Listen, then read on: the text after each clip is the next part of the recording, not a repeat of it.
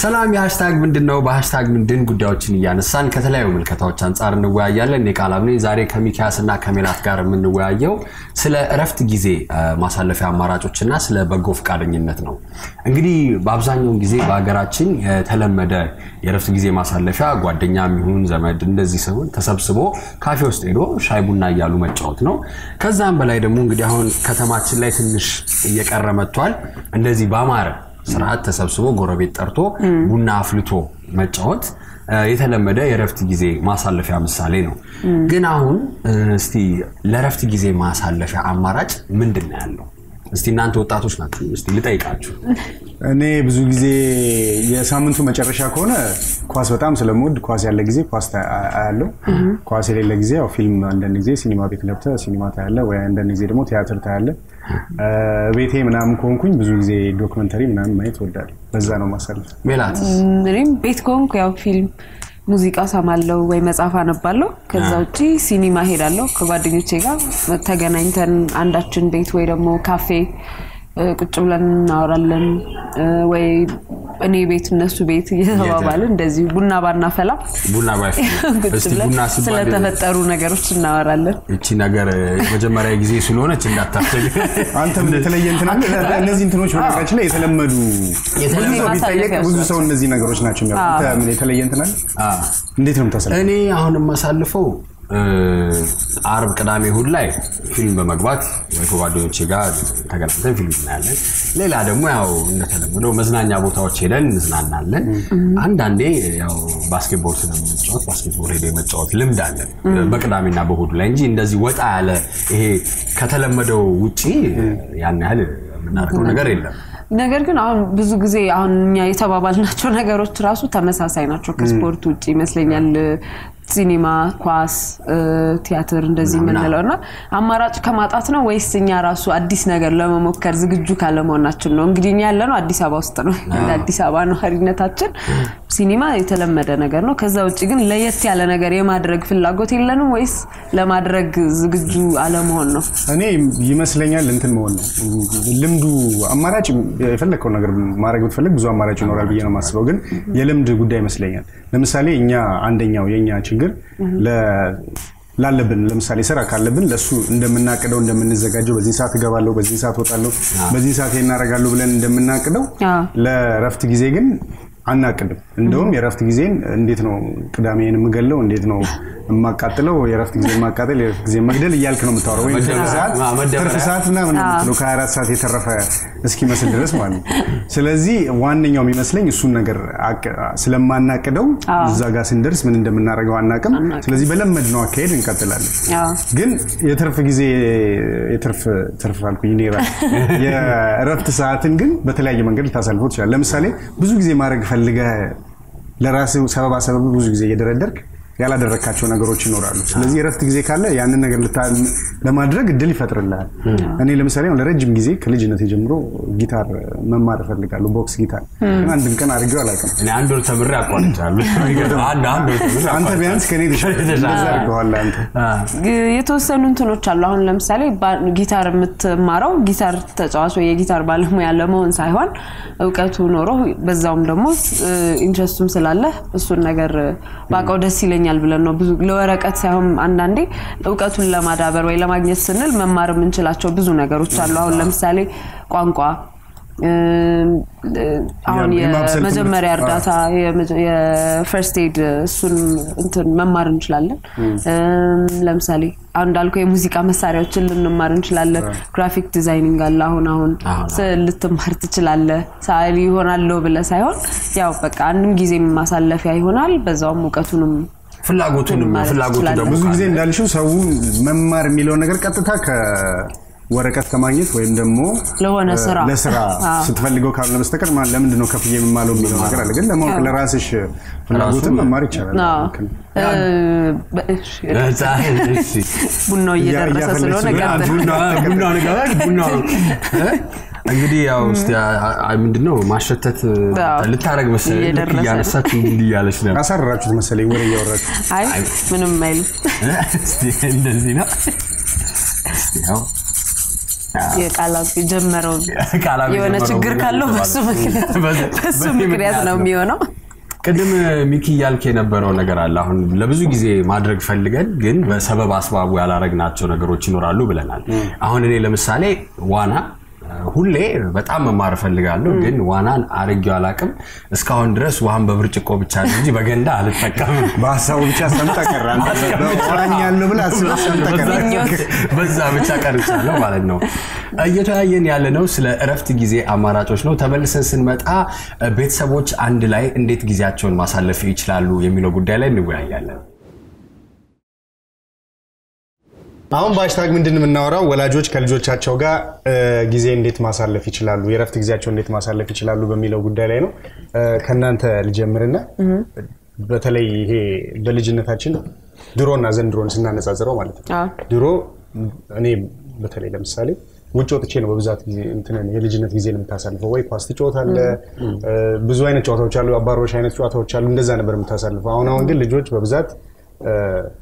ከቤት ቁጭ ብሎ ነው እንትን ድሮ ቤት ቆየ ማለት ቅጣት ነው በቃ ከዚህ ግቢ እንዳትወጣ ማለት እንደ ቅጣት ትልቅ ቅጣት ነው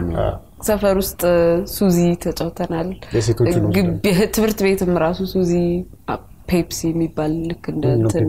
የሚዘለለው ምናምን አይ ቃጤ መሰለኝ ለኛው ስሙኛ ትብርት ቤት ፔፕሲ ስለሚባል በፔፕሲ ነው የምናውቀው ከዛ ውጪ ሱዚ እንደዚህ በእንትን ገመድ ተይዞ ገመድ መዝለል አለ አኩኩሉ አለ ለሁሉ ግን አሁንም ቢሆን ውጪ የምትጫወተውና የግድ ሌላ ልጆችን ሰብስበ የምትጫወተው ነው ለብቻም ራሱ ልታደርገው የምትችለው ነገር አይደለም አንተ ምንድነው አንተ የምትወደው ልጅ እያለ ነበር ኳስ አይ ኳስ አይደለም ኮባ እንግዲህ ክረምት ላይ ነውና ያው ክረምት ላይ ትልቅ ኮባ የባዶን ይቆረጥና እንደዚህ ያለ የላይኛው ይላጥና ልክ አንስተህ ልክ እንደ መትረየስ ወይም እንደ ሽጉጥ ብለ ገድያ እሱ ነበር የምትወደው እሱ እንደዛ ነበር ምን ጫወተው አንድ ላይ ነበር ያው ከድሮም ገድያለው ነበር ዝንባሌ እንደዛ እንትን ስለሳስበው ግን አንዳንድ ጊዜ ወላጆች በተለይ አሁን አማራጭ አጥተው ሊሆን ይችላል ወይም ዘመኑ ተቀይሮ ሊሆን ይችላል ልጆች ቤት እንዲሆኑ ነው የሚፈልገው ወደ ውጭ እንዲወጡ አይፈልጉም አንዳንድ ጊዜ ለልጆች ደህንነት ከማሰብ አንፃር ነው ልጁ እዛ ከወጣ ይበላሽብኛል እንደዚህ ይሆናል የሚል ፍራቻ ስላለ ቤት ውስጥ ያቆያቸዋል አንዳንድ ጊዜ ደግሞ አሁን ያው እንደ ድሮ ብዙ መጫወቻ ሜዳ እንደልባ አታገኝ በየሰፈሩ አንዳንድ ቦታ ኮንዶሚኒየም አለ አንዳንድ ቦታ ትምህርት ቤቶች ተገንብቶባቸዋል ምናምንና ብዙ እንደዚህ አይነት አማራጭ አታገኝም ሌላ ቦታ ራቅ ያለ ቦታ መሄድ አለብህ እንደልባቸው እሱ ደግሞ የደህንነት ስጋት መልሶ ያመጣዋል ማለት ነው ግን ብዙ ጊዜ አናስበውም እንጂ በጣም ትልቅ አስተዋጽኦ መደረግ የሚቻለው ምንድነው ማነጽ ልጆቻችን ማነጽ እንግዲህ ያው ስለሌለ ነው ልጆቻችን ትንሽ ያዛረገኛል ያው ልጆችን ማነጽ ይቻላል ልጆቻችን ምንድነው ወላጆች ከታሰበበት በቤታቸው ሆኖ በደንብ ማስተካከል የሚችሉበት መንገድ አለ ይሄ ደግሞ ለወደፊት ስነ ምግባራዊ የሚሆን አምራዊ እድገታቸው ትልቅ አስተዋጽኦ አለው አሁን ብዙ ጊዜ ቅድም እንዳተባለው ወይ ቪዲዮ ጌም ላይ ነው የሚገኙት ወይ ቲቪ ላይ ነው የሚያዩት ይሄን ነገር ግን በጣም በመቀነስ መቀየር ይቻላል ይሄን ግን አንዳንድ ወላጆች እንግዲህ ማያረጉበት ምክንያት አለ አንዳንዴ ጸጥታ በቃ ጸጥ እንዲሉላቸው ልጆቻቸው ጸጥ እንዲባል ከተፈለገ ቲቪ ሪሞት ይሰጣቸዋል ካርቱንም ያያሉ የፈለጉት ከስራ ደክሞኝ ነው የመጣው ስለዚህ አንድ ነገር ብዙ ጥረትም የሚያስፈልገው አይደለም ኢንጌጅ የምታደርገው ወይም ከዛ ከልጅ ጋር እየተወያየ የምታደርገው ነገር አይደለም ጭቅጭቅም ያስወግዳል ሙሉ ለሙሉ በቃ ከልጅ ጋር ተጨቃጭ ቲቪ ክፈትልኝ ምናምን የለም በቃ ሪሞቱን ሰጣለ ከዛ በኋላ ቁጭ ነው ግን ያን ነገር ትተው ከልጆቻቸው ጋር በማውራት በመጫወት አብሮ ጊዜ በማሳለፍ በጣም ትልቅ የሆነ ለውጥ ማምጣት ይቻላል አንዳንድ ወላጆች ደግሞ ያማራሉ ምክንያቱም ልጆች ከሚፈለገው በላይ ቴሌቪዥን በማየት ጊዜ ስለሚያጠፉ ወይ ለትምህርታቸው በቂ ጊዜ አይሰጡም ወይ ደግሞ ለነሱ አንዳንዴ ቁጭ ብለን እስቲ እናውራ ትምህርት ቤት ዛሬ ምን ሆነ ምን አደረክ ምን ተፈጠረ ይሄን ለማለት ጊዜ ወይ እድል አታገኙም ምክንያቱም እስከ 3:30 እንኳን ቴሌቪዥን አዩ ቢባል ከዛ ላይ መኝታ ሰዓት ነው እነሱ ይተኛሉ ጧትም ይነጋል እንደገና ወደ ትምህርት ቤት ብትሄድበት እንትን ይፈጠርና ያ መሃል ላይ ሁለቱም ቁጭ ብለው የሚያወሩበት ወይ የተፈጠሩትን ነገሮች መወያየት የምትችልበትን ጊዜ ታጣለ ግን ይሄንን ማስወገድ የምንችልባቸው ነገሮች አሉ አሁን ለምሳሌ ከልጆች ጋር ያለው ግንኙነት እንዲያዳምጡ ማድረግ መቻል አለበት የቤት ውስጥ ህግ ማውጣት ትችላለ ለምሳሌ ቴሌቪዥን የሚታየው ከ1:30 እስከ 2:30 ብቻ ነው እስከ 1 ተኩል ያው ጥናት ሆምወርክ ወይ ሌሎች ነገሮች ከትምህርት ጋር የተያያዙ ነገሮችን ብቻ እያደረጉ እንዲያሳልፉ አንዳንዴ አሁን ቻናሎችን መቆለፍ እንችላለን ማየት የሌሉባቸውን ነገሮች አሁን ዲሽ ላይ መቆለፍና በራስ ፓስወርድ መዝጋት ትችላለህ ስለዚህ አንተ ከሌለ ወይ ያንን እንትን ካላወቁት ማግኘት አይችሉም እንዲህ አይነት ይሄ መቆጣጠር የምንችልባቸው ነገሮች ቤት ውስጥ ማሰብ ይቻላል እኔ ማለት ትክክል ነው ሁለታችሁም ያላችሁት ነገር የኃላፊነቱ መሆን ያለበት በዚህ ዙሪያ ላይ ወይም ተቆጣጣሪ መሆን ያለበት ወላጅ ነው እንጂ ቤትሽ ያስቀመጥሽውን ጉዝ እቃ እንትን ልትለው አትችልም ልጄን አበላሸብኝ ብለ ቲቪን አትደበድብም ወይ ማጥፋት ትችላለህ ወይም ደግሞ ህፃን ልጅሽ የራስሽ ኃላፊነት ያለበት ህፃን ልጅሽ እንደፈለገ ያንን ነገር ሊያደርገው አይችልም ስለዚህ ቲቪ በስቷል ብሎ የሚያስብ ሰው ቴሌቪዥኑን ወይም ህፃን ልጁን ሳይሆን ወይም ቴሌቪዥን ጣቢያውን ሳይሆን ራስሽን ነው እንትን ማድረግ ያለብሽ ይሄ እንደዚህ መሆን የለበትም እንደዚህ መሆን ያለበት ስርዓት የምታስተምረው ራስህ ነህ ግን ቅድም ስለ ብዙ ጨዋታ አይነቶች ስናወራ ነበርና ብዙ አይነት የጨዋታ አማራጮች አሉ ብለን ነበር ተመልሰን ስንመጣ ወላጆች ከልጆቻቸው ጋር ወይም ደግሞ በጓደኞች መካከል ሊደረጉ የሚችሉ አንድ ጨዋታ እየተጫወትን እናሳያለን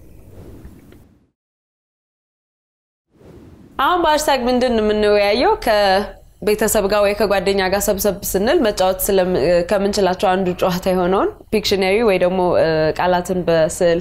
ገልጾ የማሳየት ጨዋታን ይሆናል እዚህ ጋር ተጠቅልለው የተቀመጡ ወረቀቶች አሉ ውስጣቸው የተጻፉ ነገሮች አሉ ማንኛችንም አላነበብናቸው ከላይ ግን ድርጊት አባባልና ቦታ ተብሎ ተሰይሟል ስለዚህ አውጥቼ አንዱን አነብና አሁን ለምሳሌ እኔ ጋር ያለው ድርጊት ነው እዚህ ጋር ዋይት ቦርድ አለ እኔ የሚይዘው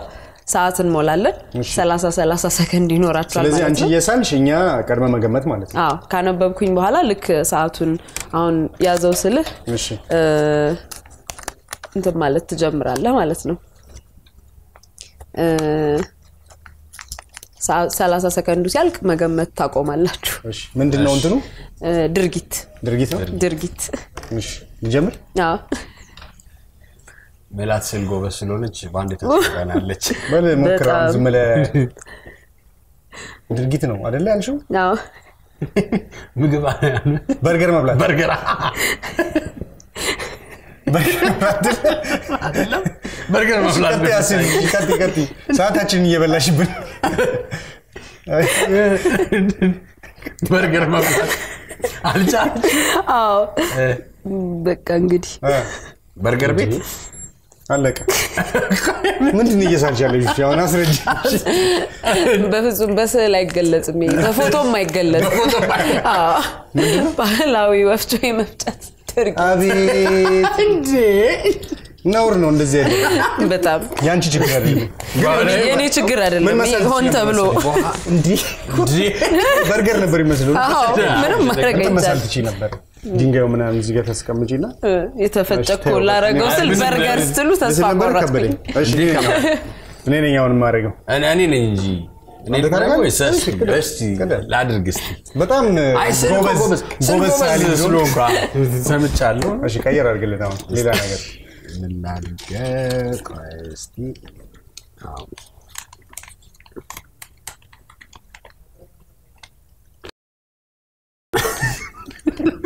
ምንድነው ንገርሽ ድርጊት ነው አባባል ነው ቦታ ነው አባባል አዎ እሺ ይዣለው ሰዓት እሺ ቶሎ በላ ሰዓታችን እሺ ዞር አድርገው በደንብ አይታይም ደን ነው እሺ ደን እሺ ደን እሺ አራት ዛፍ ጫካ ጫካ ጋር የተያዘ አባባል ምላስ ምንድነው ጫካ ይሄ አንበሳ ነው አባባል ነው አለቅ አንበሳ ነው ምንድነው ድር ቢያብር አንበሳ ያስር ነበር ምንድነው ድር ምንድነው ጫካ ስለ ደን ድሬው ለአንበሳውን ላሳይህ እኮ አንበሳ ትንሽ ቀርባል በአንበሳው እኮ ታዩታላችሁ ብዬ ነው ኧረ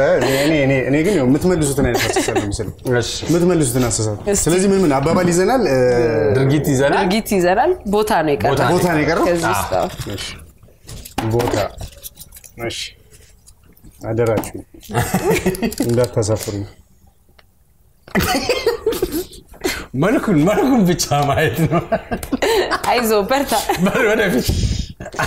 ኧረ እንደዚህ አይነት ነገር ነውር ነው እንደዚህ ለመሳል ራሱ እሺ ቦታ ነው አትስለው ሀሳቡ እየሳለው ነው መጀመሪያ እኔና ቆይ እናቋለን ሄደን ቦታ ነው እኔ ጃኔ እንግዲህ ሰዓት ማፈር አይቻልም ሰዓት ይያዝ ለራሳችሁ እኮ ነው የሚጠቅመው ሰዓት ባሊስ እንደሚያቅሰው አንድ አስደቂቃ ከተሰጣችሁ ትመልሳላችሁ እሺ እኔ በደንብ አድርጌ ስለዋለሁ እስከዛው አስጀምር እሺ ተራራ ነው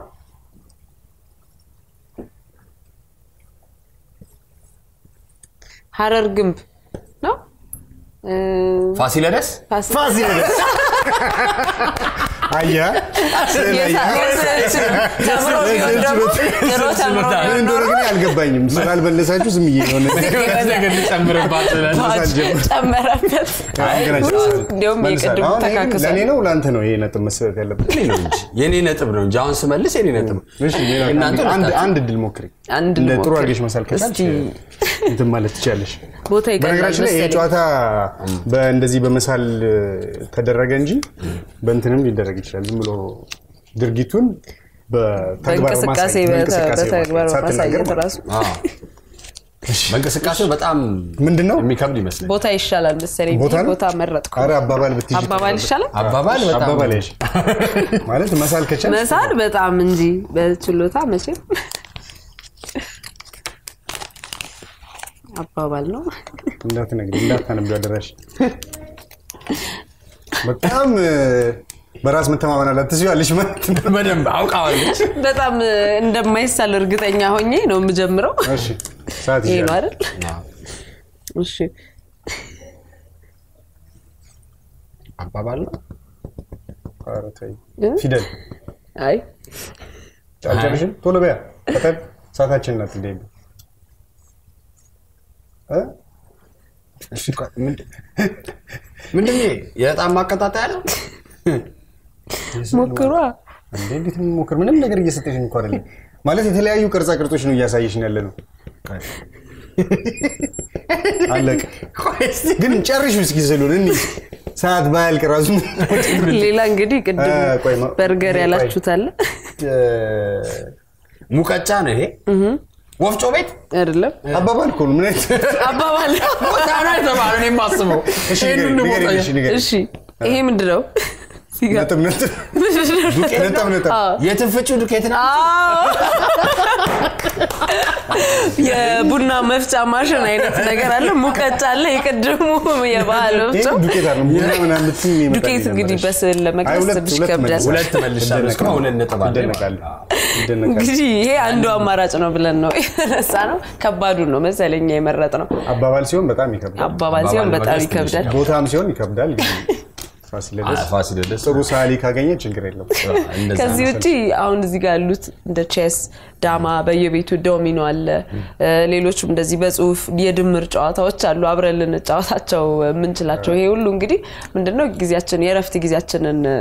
ማሳለፍ ሲባል በተለይ ካርታ ላይ ያለ አይደል እንጀራ ቦት ተብሎ ተሰብስበ ከዛ በኋላ ያው መደመር ነው ስለዚህ ይሄ ሁሉ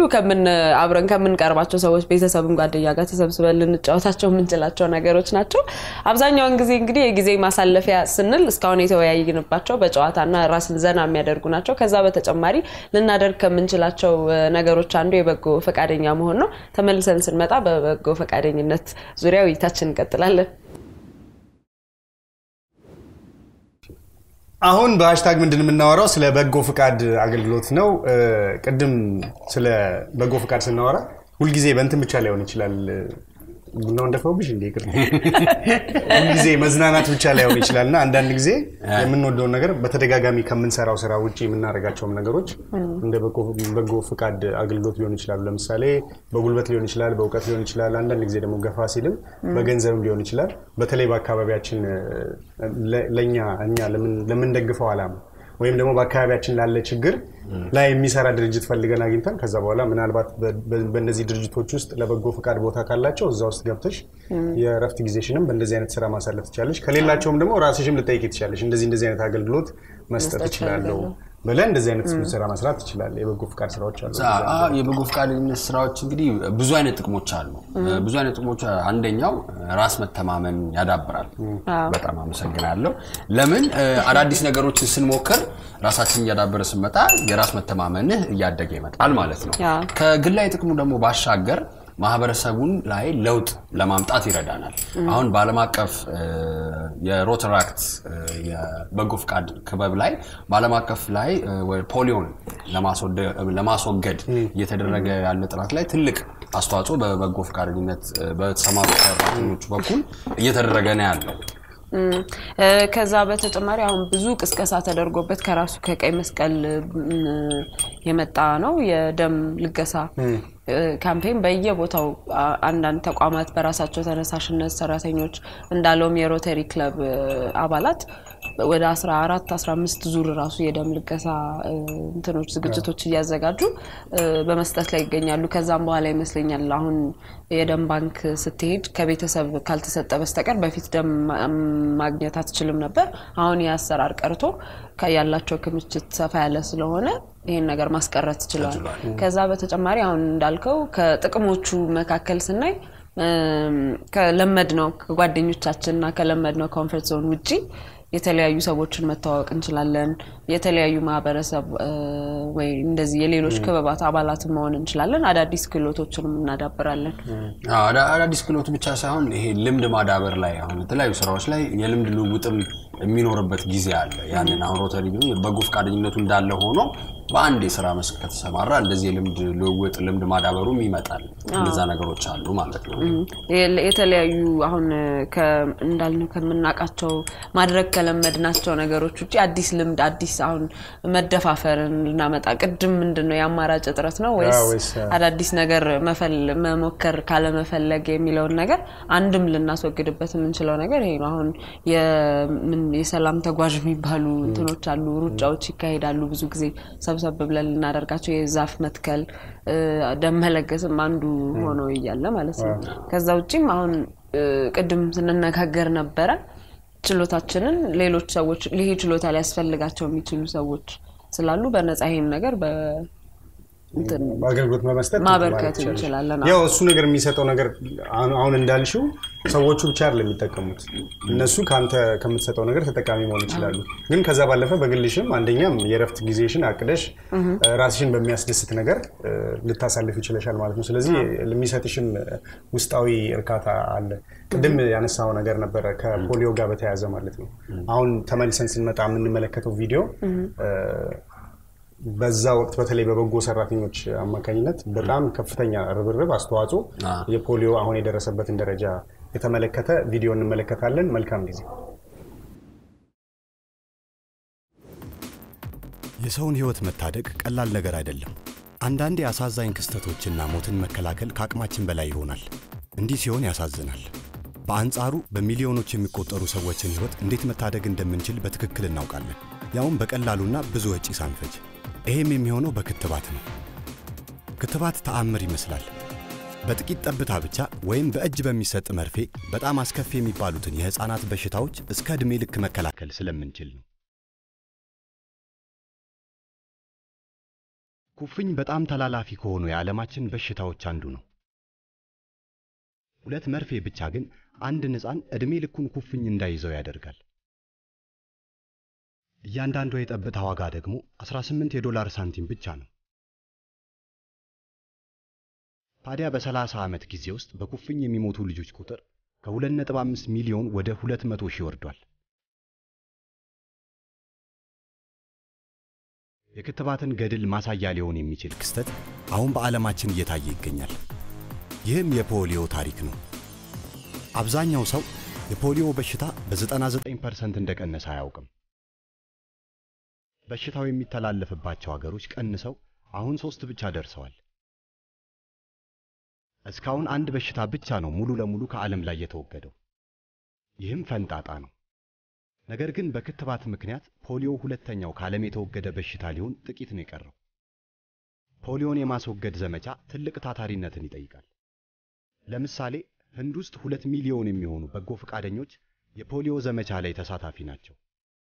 በአመት 2 ጊዜ ወደ 800,000 የሚጠጉ የክትባት ድንኳኖችን በየትምህርት ቤቶች፣ ሆስፒታሎችና የህብረተሰብ መዝናኛ ማዕከላት ይተክላሉ። ከዚያ በኋላ ከ200 ሚሊዮን በላይ ቤቶችን ጠብታውን ለመስጠት ይጎበኛሉ። ምን እሱ ብቻ፣ በየባቡር ጣቢያው፣ በየአውቶቡስ ፌርማታውና ጀልባዎች በሚያርፉበት ዳርቻዎች ጋር በመሄድ የፖሊዮ ጠብታዎችን ለመስጠት ይሞክራሉ። ታዲያ የዚህ ሁሉ ጥረት ፍሬ አሁን እየታየ ይገኛል። እንደ አውሮፓውያን አቆጣጠር በ2010 ዓ.ም በፖሊዮ የተጠቁት ልጆች ቁጥር 41 ብቻ ነበር። ታዲያ በቅርቡ ህንድ የፖሊዮ ስርጭትን ሙሉ በሙሉ እንደምትገታ ይታመናል። ነገር ግን አሁን ቁጥሩ በጣም እየቀነሰ ስለሆነ ስራችንን ሰርተናል ብሎ እጅ ማጣመር ቀላል ሊሆን ይችላል።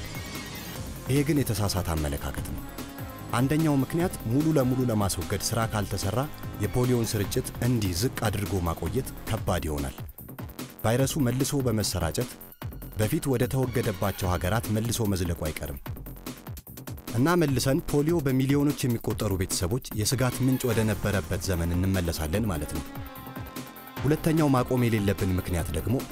ስራው በደንብ ካልተጠናቀቀ ለወደፊቱ የህፃናትን ህይወት መታደግ ለሚለው ትልቅ ዓላማ ሰዎችን ማሰባሰብ ቀላል ስለማይሆንልን ነው። በሽታን የማስወገድ አይነት ወርቃማ ድል የሰው ልጆች መረዳዳት መንፈስን ስለሚያሳዩን ኩራት ይሰማናል።